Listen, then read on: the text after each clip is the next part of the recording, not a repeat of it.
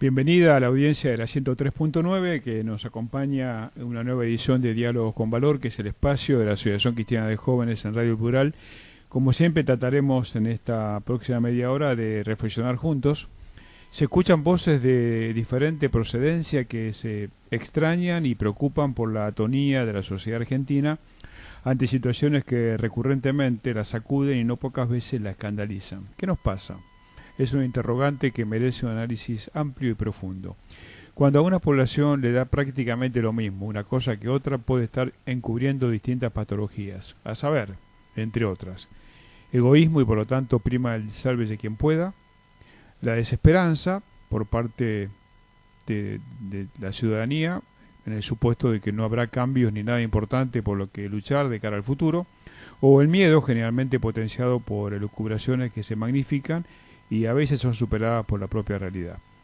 Es un momento para speak out, ¿no? Para hablar alto y sin tapujos, obviamente, que los ciudadanos somos también responsables de lo que acontece con tanta liviandad e irresponsabilidad. Sin embargo, no es posible ni justo negar la enorme y esencial incumbencia que le cabe a la dirigencia política plagada de egos, discursos vacíos y declamatorios y de propuestas serias generalmente ausentes. La oposición política también es particularmente holgazana en la Argentina. A ella le correspondería en todo caso plantear articuladamente caminos alternativos, enjundiosos y producto de una reflexión intensa y con una mirada estratégica. Hay que dejar de hacer promesas de paraísos futuros que no van a existir. A lo que puede aspirarse es a una Argentina que deberá transitar por una pendiente invertida que demandará esfuerzo, inteligencia, institucionalidad y gestión. Aquí radica buena parte de nuestra falencia. Gestionar no es hacer, gestionar es lograr resultados y para ello hay que abocarse día tras día a una acción planificada y consecuente. Ya está gastada la fórmula de los títulos vagos por los medios de prensa. Se agotó el formato de visitar los barrios pobres en época de elecciones para besar a los niños, plagiar emociones ante familias vulnerables y abrazar a los abuelos. Generalmente toda esta pantomima luego se apotrona en el halcón de los recuerdos. Las organizaciones de la sociedad civil, en especial las más reconocidas e independientes de cualquier aroma partidario, están desafiadas a encabezar una rebelión ciudadana orientada a una vehemente participación. El modelo de delegación en la clase política del que se ha abusado está prácticamente exhausto. Hay que descubrir espacios de intervención directa de la sociedad civil, fortalecer la democracia sin lugar a dudas. Sin caer en prejuicios, no sería honesto dejar de plantear la sospecha de que posiblemente la propia clase, entre comillas, política, sea el primer escollo a salvar. Luchará por preservar un coto cuyos alambrados habría que remover. No se desalienta el rol de la política partidaria. En verdad, todo lo contrario. Lo que se requiere es complementarla con rectitud y prudencia para que los frutos sean sustantivamente mejores. Este no pasa de ser naturalmente un punto de vista, no definitivo, sino disparador y contribuyente a un debate que tiene que ser amplio, agudo y sosegado. Y para ayudarnos a desentrañar tanta confusión, hemos invitado a un muy querido amigo, un dirigente social y político, que además le ha puesto el cuerpo y le pone el cuerpo al tema. Me refiero a Álvaro Guerrero, a quien estamos saludando con la amistad y el gusto de siempre. Gracias por tener de acá en Diálogos con Valor y por supuesto vamos a exprimir todo lo que sea posible en esta media hora. Cómo no, gracias a vos, Norberto. Será un gusto, como siempre, conversar sobre estos temas. Somos una sociedad apocada y por lo tanto vulnerable a cualquier abuso. Vos que has estado como tanto tiempo como director ejecutivo de la Asociación por los Derechos Civiles. Yo creo que todas las sociedades en general tienen, como el ciudadano promedio necesita ocuparse de sus asuntos, ¿no? Necesita llevar adelante la vida familiar, la vida profesional e involucrarse en la política, digamos, por defecto en momentos electorales. Y luego volver a la vida normal. Ahora bien, cuando hay situaciones de crisis, de sociedades que pasan por... lo nuestro creo que no es una crisis, creo que ya son décadas de problemas y de falta de consenso a nivel político. Ahí creo que la sociedad tiene que involucrarse más, que el ciudadano promedio, ahí le cabe una obligación mayor. Y creo que la Argentina no es una sociedad apocada, ¿no? La marcha reciente del 18 de febrero por la muerte del fiscal Nisman es una muestra de que en algunas circunstancias la sociedad se moviliza masivamente, sale a las calles para demandar, a veces a favor del gobierno, a veces en contra del gobierno, y en otros casos simplemente para manifestar su disconformidad con diversos temas, como creo que fue el caso de la marcha de Nisman, donde había gente que iba preocupado por el trágico final del fiscal, otros que iban preocupados por la falta de independencia de la justicia, otros que cuestionaban más o están ya más discontentos con el gobierno kirchnerista y otros que irían por otras razones también, ¿no? Entonces creo que la sociedad, digamos, se manifiesta en algunos casos, o cuando es importante, la sociedad argentina sale a la calle. Ahora, ¿no te parece que este formato de la democracia representativa tendría que generar oportunidades de participación de la sociedad civil más intensa? O sea, esto me lleva a lo que decíamos en la reflexión. ¿Está la clase política preparada para esa apertura y entender que el proceso democrático institucional también involucra a la sociedad civil a través de sus organizaciones? Yo creo que hay grandes sectores de la clase política que no están preparados para eso. Creo que hay mucha hipocresía, muchos dicen promover, fomentar, alentar la participación ciudadana, pero cuando les incumbe a ellos o alguna decisión de ellos tiene que ser sometida a control ciudadano, hacen todo lo posible para que ello no ocurra, o simplemente montan un escenario que es una fachada, no pasa nada, en realidad no hay participación, ya las decisiones están tomadas de antemano. Claro. Lo hemos visto en todas las instancias de gobierno y con todas las administraciones políticas, lamentablemente. Obviamente. Entonces creo que hay algunos políticos que lo dicen con mayor nivel de honestidad. Hay algunas provincias donde se hacen presupuestos participativos que funcionan muy bien y eventualmente lo que pide la gente termina influyendo en el presupuesto, y hay otros procesos de participación ciudadana que se están deteriorando, por ejemplo lo que tiene que ver con la designación de jueces de la Corte Suprema y del Procurador General de la Nación a nivel nacional. En Ciudad de Buenos Aires el proceso de designación de los 5 defensores del pueblo de la Ciudad de Buenos Aires fue una pantomima. Sí, ¿no? Ya se sabían quiénes iban a ser los 5 nombres, se escuchó en audiencia a más de 60 personas y al final del día quedaron esos 5 nombres. Digamos, y nadie prestaba atención a lo que decían. Digamos, cuando uno hace una presentación y nadie le repregunta, es que no te están escuchando. Entonces, creo que hay un déficit importante en eso y que lamentablemente creo que nos toca a nosotros, pero lamentablemente porque es una carga para la sociedad civil estar todo el tiempo pidiendo, bueno, nos tienen que escuchar, tenemos algo para decir. Sí, estoy totalmente de acuerdo. Ahora, la clase política, he escuchado a muchos en la dirección que te voy a preguntar. En la clase política, ¿los egos y el oportunismo siguen presentes? Sí, siguen presentes, totalmente. Y a veces parece los egos y oportunismos que tienen que ver a veces con los actores, a veces con aquellos que tienen a lo mejor alguna otra profesión que nada tiene que ver con el bien común, en el concepto más amplio. Ahora, este termina siendo también un hándicap, ¿no?, para la democracia. Cuando los egos son tan profundos y el oportunismo está tan presente, ¿cómo hacer para generar una transformación estratégica? Sí, yo creo que ahí hay un déficit. Creo que hay, digamos, como hay falencias en los mecanismos de participación ciudadana, también hay falencias hay un déficit de puentes entre la sociedad civil y la política. Es decir, que muchos candidatos a diputados o algunos diputados vengan, digamos, del mundo de la farándula, del mundo del cine, de la televisión, o que sean conocidos porque salen, no sé, son referís en el campeonato de fútbol.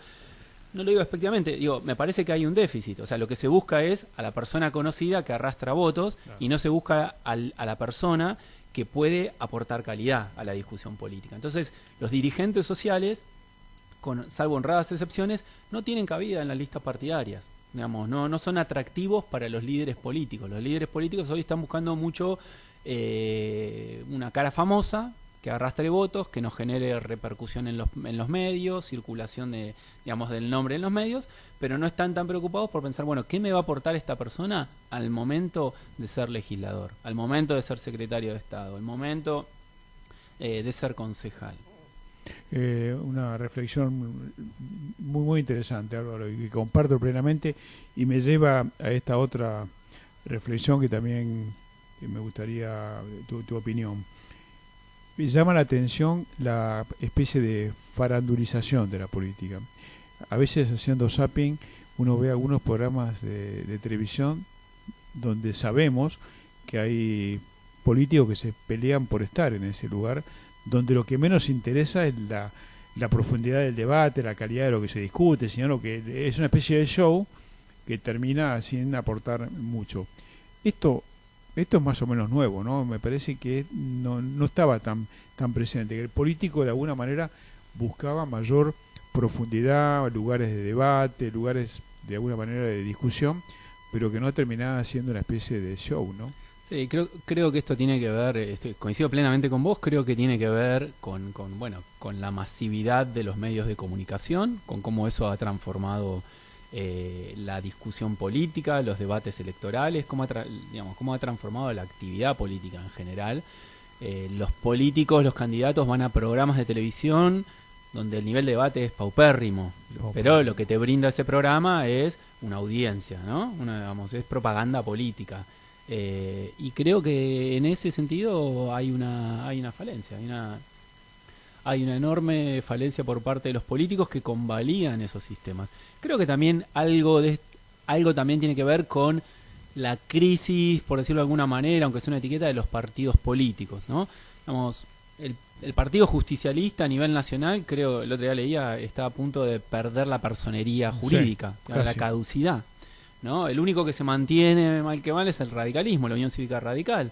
Después todos los partidos van, digamos, emergiendo como frentes, movimientos, y los ciudadanos realmente tampoco sabemos mucho qué piensan los políticos, cuáles son sus posiciones sobre algunos temas centrales, y ellos tampoco se muestran muy interesados en hacérnoslas conocer, porque pareciera que al fin y al cabo no importa tanto qué piensan, ¿no? Claro. ¿Cuántos de los grandes, para no hacer nombre, pero muchos de los grandes candidatos políticos, presidenciales en ciudad, en nación, en provincia, uno no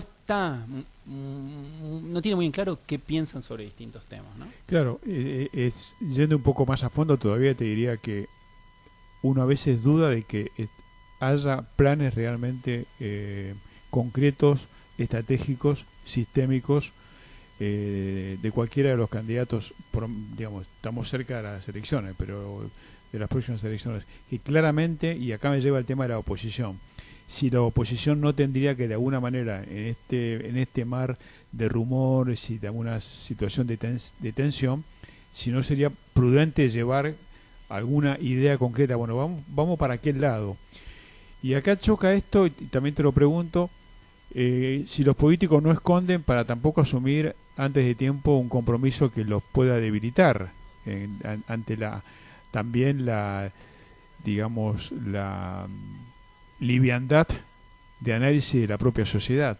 Acá no sé si huevo la gallina, ¿no?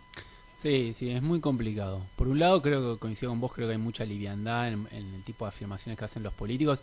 Yo me acuerdo la primera elección presidencial de la que tengo recuerdo es la del 83, y me acuerdo que se hablaba de las plataformas, la plataforma de la UCR, la plataforma del justicialismo. Yo no escuché más esa palabra. O sea, hoy no sabemos cuáles son las bases programáticas de los partidos. De nuevo, como decís vos, no sé si el huevo o la gallina, es porque a la gente no le interesa o porque el político no te lo ofrece.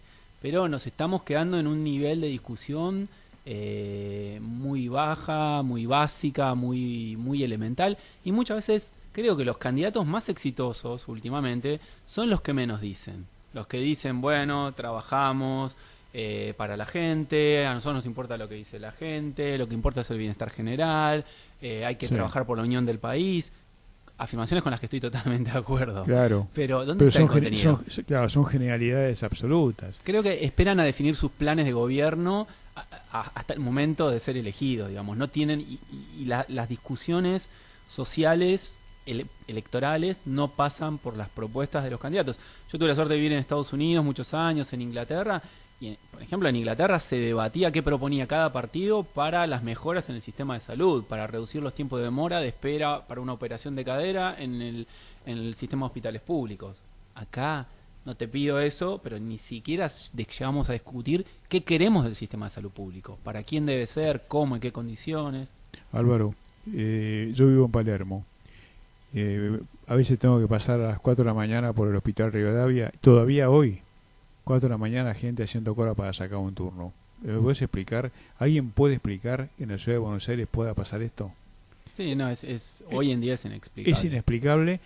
Ahora vos tenés una prepaga, o yo tengo una prepaga, llamo por teléfono y consigo el turno. ¿Por qué es tan difícil lograrlo? ¿Que son Argentinas distintas? Yo creo que hay una brecha, sí. Yo creo que hay Argentinas distintas. Creo que la problemática y los temas de Ciudad de Buenos Aires son muy distintos a los resto del país. Si vos mirás los indicadores socioeconómicos de Buenos Aires, son muy parecidos a los de Barcelona, a los de Frankfurt, ¿no? A los de los grandes capitales de países desarrollados. Si los comparás, digamos, si comparás los de Formosa, Chaco y Misiones, digamos, son más parecidos a la realidad centroamericana, que son países más oprimidos económicamente. Y yo creo que la discusión política en Argentina está muy centrada por lo que pasa en Buenos Aires. Yo creo que en Buenos Aires hay grandes segmentos de la población que tienen prepaga y mandan sus chicos a la escuela privada. Con lo cual te borra de la discusión electoral la salud pública y la escuela pública. Digamos, salvo en algunos sectores de la ciudad, como en el sur, que económicamente está menos desarrollada. En otros sectores de la ciudad la discusión sobre salud o sobre educación no existe. Simplemente porque no hay una necesidad. Y creo que eso es un déficit, porque eso, digamos, uno tiene la obligación de igualar hacia arriba, ¿no? Absolutamente. Y yo creo que la ciudad de Buenos Aires, ni en tema de salud, ni en tema de educación, tiene mucho para vanagloriarse en la práctica. Tendría mucho más por hacer de lo que está haciendo. Sí, totalmente. No tengo la menor duda. Totalmente. Recordamos que estamos dialogando con Álvaro Herrero. ¿Cuánto influye en la política? Sé que mucho, pero vos tenés alguna experiencia quizás más cercana. ¿Cuánto influye la capacidad económica de personas, partidos o grupos para tener éxito en una contienda política? Yo creo que es muy importante. En las elecciones presidenciales, sobre todo, es definitorio. Los niveles de propaganda política que hay hoy en Argentina son escandalosos. Creo, digamos, las campañas empiezan, digamos, las campañas publicitarias empiezan mucho antes de las campañas electorales. Claro. Todos los distritos políticos del país hacen un mal uso de los recursos oficiales a través de la publicidad oficial. Digamos, el hecho de que no esté regulado a nivel nacional, ni a nivel de Ciudad de Buenos Aires, ni a nivel de la provincia de Buenos Aires, te da la pauta de que Scioli, Macri, la presidenta de la Nación o los intendentes del conurbano pueden usar fondos de todos nuestros impuestos para hacer campaña electoral. Digamos. Ahí creo que eso es un severo problema que en algún momento, esto emergió a comienzos de la década pasada, ¿no? Después de la crisis del 2001. Y fue algo que al principio muchos criticaban en la oposición, pero luego cuando les tocó gobernar lo replicaron este modelo, ¿no? Entonces creo que ahí hay una discusión seria. Y quien tiene dinero, sea por fortuna personal, familiar o por apoyo de sectores, ¿no? Es sabido que los sindicatos financian campañas de candidatos, que hay empresas que financian campañas de candidatos. Es definitorio para tener una campaña política exitosa. La propaganda, la publicidad es fundamental. Y creo que ahí también hay un déficit severo de nuestra institucionalidad. Alguna vez creo que conversamos con vos, no sé si en privado, sobre el tema de la participación de la sociedad civil en algunos espacios concretos. Si no lo hicimos, lo hacemos ahora con toda libertad. Hemos pensado, y lo hemos escrito alguna vez en algún medio, ¿por qué las organizaciones de la sociedad civil, los representantes, no están en los organismos de control del Estado? Bueno, creo que porque les resulta una molestia para el Estado. Digamos, para los gobernantes el control ciudadano les genera un costo. Tienen que trabajar mejor, tienen que trabajar más honestamente, de manera más transparente, no puede haber corrupción. Y hoy no hay control de la sociedad civil en los espacios que debería haber. Digamos, a ver, en todos los entes reguladores de servicios públicos, las organizaciones que participan están cooptadas o los entes están intervenidos o no funcionan. O sea que no hay control ni participación ciudadana. Luego, en otros espacios, cada vez se está deteriorando más. Los mecanismos de participación que había en el Poder Judicial de la Nación, cuando se designó a la fiscal, la Procuradora General de la Nación, Alejandra Gils Carbó, y cuando fue la audiencia de su predecesor, que fue fallida, de reposo, no se tomaron las preguntas del público, que es lo que manda el decreto 222 del 2003 del presidente Néstor Kirchner. O sea, ya ni siquiera se tomaban las preguntas del público. Hay que ver qué pasa ahora con la nominación de Roberto Carles a la Corte Suprema. El Senado tiene que hacer una audiencia pública y tienen que transmitir las preguntas de la sociedad civil. Lo que hacen es de 300 preguntas, hacen 2. Claro. Y tampoco pido que hagan las 300, ¿no? Pero tampoco que hagan irrelevante la participación de la sociedad civil. Y creo que termina siendo neutralizada. Cada vez que la sociedad civil pide más control, termina siendo neutralizada.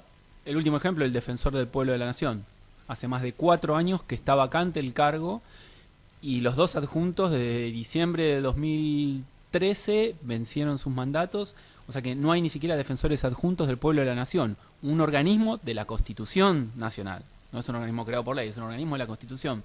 Si para los políticos, para todos los políticos, esto no es prioritario, bueno, vemos cuál es el lugar que le asignan al control en general, ¿no? Sí, absolutamente, muy, muy claro.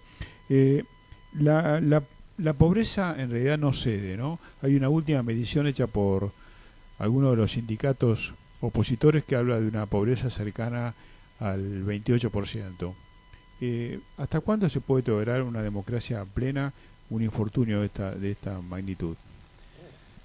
Yo creo que hasta que el humor social diga basta, ¿no? Yo siempre soy muy crítico de los resultados de la crisis del 2001 en términos de que llegamos a una crisis cuasi terminal de nuestro sistema político, en términos de casi hubo saqueos, casi enfrentamientos civiles, y no hubo grandes cambios en las reglas de juego. Por un tiempo se reformó el sistema de elecciones de primarias abiertas, obligatorias, y luego se dejó de lado. No son las PASO que tenemos ahora, que son distintas. Y yo creo que la sociedad en ese momento salió a la calle y pidió cambios, y esos cambios no acontecieron. Yo lo que creo que con respecto a la pobreza es que Argentina está todo el día discutiendo la coyuntura, ¿no? No Claro. discute políticas de Estado. No, por supuesto. No hay acuerdo entre los 3-4 grandes partidos. ¿Qué vamos a hacer con la educación, con la salud, con la política energética, con la política de infraestructura, transporte, política exterior? Entonces, como estamos todo el día empezando de nuevo, es muy difícil erradicar la pobreza. Como va a ser muy difícil bajar los niveles de inseguridad. La discusión sobre la ley de la nueva Agencia Federal de Inteligencia te lo pone a las claras. Salió de la noche a la mañana, impulsada solamente por el partido del gobierno, no tiene respaldo de la oposición. Cuando cambie el gobierno, venga otro símbolo, o sea, Macri, Massa, Stolbizer, quien sea, va a reformar esta ley, como va a reformar la ley del Consejo de la Magistratura, como va a reformar la ley del Código Procesal Penal. Digamos, como no se gestan mínimos acuerdos en el Congreso ni entre los partidos políticos, estamos discutiendo la coyuntura y la contrarreforma. Así no se puede bajar la pobreza. Países como Chile, que vienen bajando la pobreza desde hace muchos años, con partidos políticos que tienen ideologías muy extremas, muy enfrentadas, ¿no? Como la UDI, Sí, claro. y por otro lado la Concertación. Sí. Sin embargo, se ponen de acuerdo sobre ciertos lineamientos básicos. Hasta tanto eso no pasa acá en Argentina, creo que no hay chance de salir adelante. Totalmente de acuerdo.